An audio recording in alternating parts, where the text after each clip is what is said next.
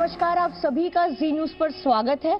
आज हमारे साथ एक बेहद खास मेहमान जुड़ेंगी जो तृणमूल कांग्रेस की एमपी है बसीरहाट से और एक्टर भी है। नुसरत, आपका बहुत स्वागत है जी न्यूज पर। Thank you so much. हमको समय देने के लिए शुक्रिया। सबसे पहले सवाल तो मैं आपसे पूछूंगी, एक घटना का मैं जिक्र करती हूँ। हाल ही में ही जब नेताजी के 125वीं जन्म जयंती का समारोह चल रहा था विक्टोरिया मेमोरियल में, जब मुख्यमंत्री ममता बनर्जी उस डायस पर जाती अपनी स्पीच देने के लिए, तब कुछ लोगों ने जय श्री राम के नारे लगाए। उन्होंने ये कहा कि प्रोटेस्ट में मैं अपनी स्पीच नहीं दूंगी और इस प्रोग्राम की डिग्निटी मेंटेन होनी चाहिए, और बिना स्पीच दिए वो बैठ गई। सवाल यही है कि जय श्री राम से क्या प्रॉब्लम है?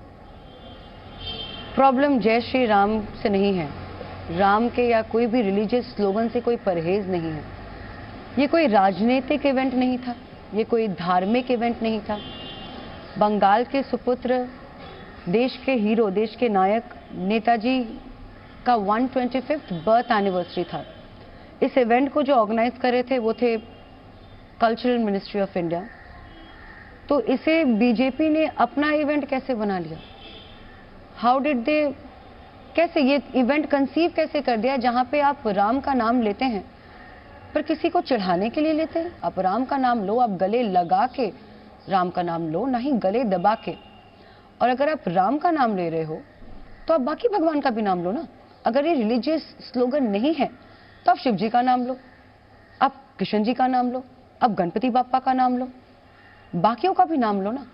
आपने वहां अपने पार्टी ऑफिस से लोगों को इनविटेशन भेजा, अपने लॉबी के लोगों को वहां बिठाया और बिठा के ये सारा सब कुछ प्लान के मुताबिक करवाया। It is an insult to the woman who is holding a position as the CM of the state. आप किसी को चिढ़ा नहीं सकते हो भगवान का नाम लेके। राम के नाम से कोई परहेज नहीं है। परहेज इस बात से है कि आप रिलीजन को पॉलिटिक्स के बीच में क्यों लाते हो, आप बार बार ये चीज क्यों करते हो। तो मैं यही कहना चाहूंगी कि इसको आपने एक पॉलिटिकल इवेंट बना दिया बीजेपी ने। अगर जय श्री राम बीजेपी का पॉलिटिकल स्लोगन नहीं है तो फिर मां माटी मानुष टीएमसी का भी स्लोगन नहीं है। लेकिन सवाल तो ये भी है ना नुसरत कि ये पहली बार नहीं हुआ है। इससे पहले भी हमने देखा है कि जब जय श्री राम के नारे लगते हैं तो मुख्यमंत्री ममता बनर्जी अपना आपा क्यों खो देती है इस तरह? वो क्यों गुस्सा हो जाती है? वो आपा इसलिए खोया जाता है अगर आपको कोई चिढ़ाने के मकसद से ऐसा कुछ करता है। आप मकसद को सोचें, आप स्लोगन पे या भगवान के नाम पे ज्यादा फोकस नहीं करें। बात फोकस वहां की है ही नहीं। और बार बार आपा खोने का मतलब ये नहीं, बार बार आप चिढ़ाएंगे तो कोई भी इंसान आपा खोएगा। बीजेपी के कई ऐसे नेता हैं जो कह रहे हैं कि एक बार उनकी अगर सरकार बन जाती है बंगाल में तो वो कानून लाएंगे लव जिहाद पर। इस पर आपका क्या कहना है? तो किसी को भी हक नहीं है ये समझाने का कि आप किसके साथ रहें, किसके साथ आपको शादी करनी है, किसके साथ आपको रिलेशनशिप रखना है, आपको क्या खाना है, आपको क्या पहनना है, टीवी पे कौन सा चैनल आप लगाएंगे। ये हक एक इंसान का इंडिविजुअल राइट होता है। तो ये कौन सी ऑटोक्रेसी है, ये कौन सा डेमोक्रेटिक न्यू इंडिया है जिसके बारे में आज हम बात कर रहे हैं? यहाँ ऑटोक्रेसी तो इंडिया में चलती नहीं है। तो आप कैसे बोलते हो कि आप लव जिहाद पे ऑर्डिनेंस लगाओगे? किसी को भी कोई हक नहीं है ये बताने का कि आज एक थर्ड पर्सन कैसे जिए, किसको अपने लाइफ में चुने और क्या खाए और क्या पहने और अपनी जिंदगी किस हिसाब से जिए। तृणमूल कांग्रेस क्यों बीजेपी को बार बार ये कहती है कि वो बाहरी है और आप लोग अंदरूनी हैं? लेकिन अगर सच में ये लोग बाहरी हैं तो पिछले जो लोकसभा चुनाव हुए उनमें उनके 18 सांसद चुनकर आए, तो क्या बंगाल के लोगों ने बाहरी के लिए वोट डाला? बहुत क्लियर कट है, आप समझिए बात को।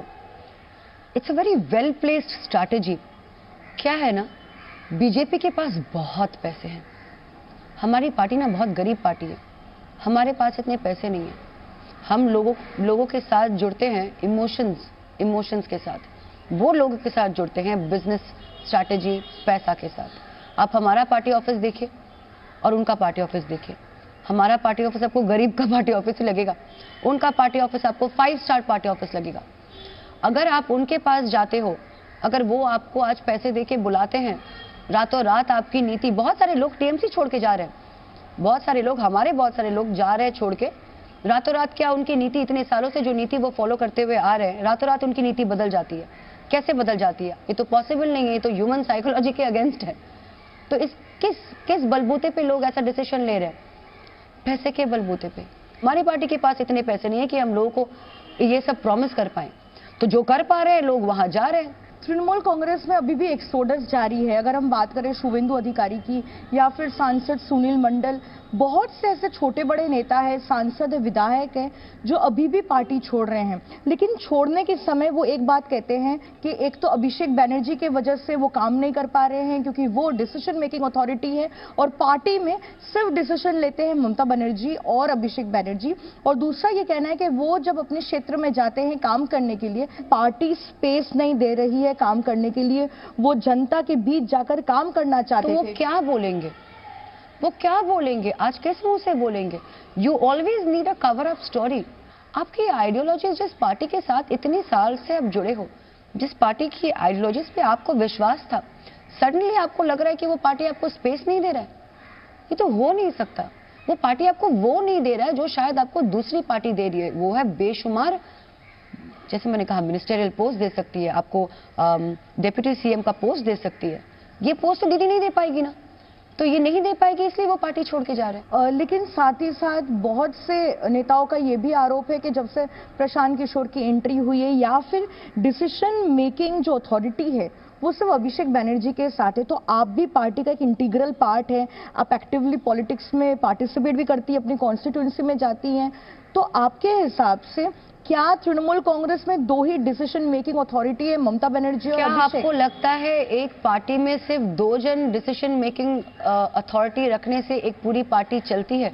क्या आपको लगता है बीजेपी में अगर सिर्फ अमित शाह जी या नरेंद्र मोदी जी के डिसीजन से ही पूरी पार्टी चलेगी?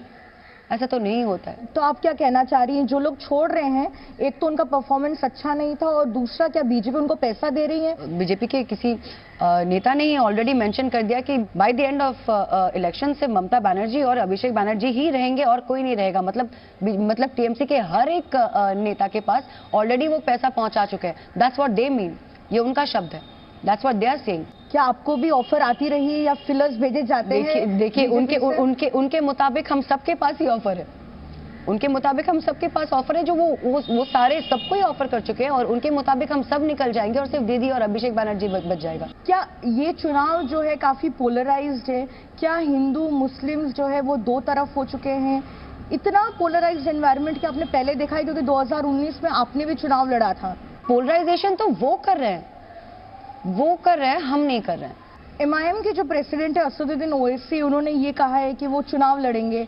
फुरफुरा शरीफ के जो पीरजादा है अब्बास सिद्दीकी, उनके साथ वो चुनाव लड़ने का उन्होंने ऐलान कर दिया है। आपको क्या लगता है इस चुनाव में माइनॉरिटी वोट्स जो है, जो अभी तक कंसोलिडेटेड वोट बैंक थी तृणमूल कांग्रेस के साथ, क्या अब ये जो है बंटने वाला है? मुझे एक बात बताएं, हैदराबाद की जो ये पार्टी है वो तब कहाँ थे जब मुसलमानों पे अत्याचार हो रहा था, मॉब लिंचिंग हो रही थी या फिर रायट्स लग रहे थे और इतने सारे मुसलमान मर रहे थे? हम जानते हैं कि ऑपोजिशन का क्या हाथ रहा है यूपी, हरियाणा, दिल्ली के राइट्स में। We all know it. तब वो कहाँ थे? तब क्यों नहीं आवाज उठाया उन मुसलमानों के लिए जिनकी आज वो आवाज बन के चिंधाड़ रहे? आज आवाज उठाने से क्या होगा? It is a very clear cut agenda. मुसलमानों को भी मालूम है कि ये जो उनकी जो पार्टी है, जिस मीम के बारे में आप मेंशन कर रहे हैं, they are supporters of BJP only. ये चुनाव जो है ये क्या महज ममता वर्सेस मोदी का रह गया है? कैसे देखती हैं आप इसको? I think it's Didi's development versus Modi ji's business strategy and guest appearance. आप देखो ना, आज बंगाल के कल्चर के बारे में जिसे नहीं पता वो सबसे ज्यादा बात करता है। ऐसे लोगों के साथ बंगाल के लोग कभी नहीं खड़े होंगे जिन्हें ये नहीं पता कि बिरसा मुंडा का स्टैचू कौन सा है और कहीं और माला पहना के चले जाते हैं। ऐसे इंसान के लिए बंगाल के लोग कभी नहीं खड़े होंगे जिनकी बंगाल की एक नेत्री अगर स्टेज पे आज खड़ी है, उसे चिढ़ाने के नाते एक कल्चरल इवेंट को पॉलिटिकल इवेंट बना दिया जाता है और वहां पे देश का जो प्रधानमंत्री है वहां पे वो शांत रहते हैं। उन्होंने ये तो नहीं कहा अपने लोगों से कि शांत हो जाइए, कि आप गलत कर रहे हो एक मुख्यमंत्री के साथ, उन्होंने नहीं कहा। तो बंगाल के लोगों का आंख कान खुला है। आप स्कीम्स की बात कर रही थी। बीजेपी बार बार यह आरोप लगाता रहा है कि अम्फन साइक्लोन की बात करें या फिर स्कीम्स की बात करें, एक तो लोगों तक पहुंचती नहीं है और काफी करप्शन है पार्टी में। वो इन शब्दों का इस्तेमाल करते हैं, करप्ट, तोलाबाज, पैसा उठाते हैं और ये कहते हैं कि स्कीम्स नहीं पहुंचती और साथ ही देखिए सेंट्रल स्कीम्स को भी वो नहीं लागू करने देते हैं। देखिए बात सेंटर ने दिया नहीं, सेंटर खुद से, अगर सेंटर कहता कि अरे हम तो करने के लिए रेडी हैं, स्टेट तो अप्रूव नहीं करता, ऐसा सेंटर कहता है, पर आपने किया क्या? आपने दिया क्या? आपने दिया नहीं, आप सिर्फ लोगों को दिखाते हो। It's a facade, it's an I wash. क्या असलियत है और क्या क्या दिखाया जा रहा है, ये दो अलग पहलू है। और आम्फान के वक्त अगर लोगों के पास रिलीफ नहीं पहुंचा हो तो आज बंगाल के लोग रिकवर कैसे किए? किसान आंदोलन चल रहा है दिल्ली में, इस पर आपकी क्या राय है? बहुत किसान जो है काफी हिंसक भी हुए हैं और उनको हम देख रहे हैं कि वो जो है आप किसी का जीने का अगर आप किसी का जीने का अगर वजह छीन लो तो वो इंसान चिढ़ेगा, उस इंसान को गुस्सा आएगा, उस इंसान को तकलीफ हो रही है। आज किसानों को तकलीफ है, आप क्यों उसकी तकलीफ आपको नजर नहीं आ रही है? आप देश के प्रधानमंत्री बनते हैं, आप देश चलाएंगे, अगर आपको देशवासियों से थोड़ा सा भी मोह है तो उनकी तकलीफ समझे, उनके प्रॉब्लम्स को सॉल्व कर दे। Why you trying to oppose and cause rampage to people who are weaker sections? Why you doing this? मेरा आखिरी सवाल आपसे, 2021 में अब विधानसभा चुनाव में सिर्फ कुछ ही महीने बाकी है, कितना कॉन्फिडेंट है आप कि आपकी पार्टी जो है वो जीतेगी ये चुनाव, क्योंकि काफी चैलेंजिंग है ये? आपने सुना होगा ना, स्कूल में पढ़ा ही होगा कि at the end the good always wins over the evil. कोई भी इविल नीति जो पॉलिटिक्स में प्रयोग की जाएगी उसे हम हरदम सामना करेंगे एकदम क्लीन गुड इमोशंस के साथ। हमारी बंगाल की जनता जो है दीदी से मोह रखती है, दीदी से प्यार करती है। क्यों प्यार करती है? क्योंकि दीदी उनसे प्यार करती है। दीदी कोई पॉलिटिकल एजेंडा लेके या कोई बिजनेस स्ट्रैटेजी लेके नहीं बैठी है। Didi is not using religion as a base of any religion as any political agenda. Didi has only worked for the people of Bengal. आज इस उम्र में भी दीदी लड़ रही है ना, उनके लिए तो लड़ रही है। तो ये this entire matter is very emotional. It is very sentimental for us. We need a leader who will stand for us with emotions. जीतेंगे आप चुनाव?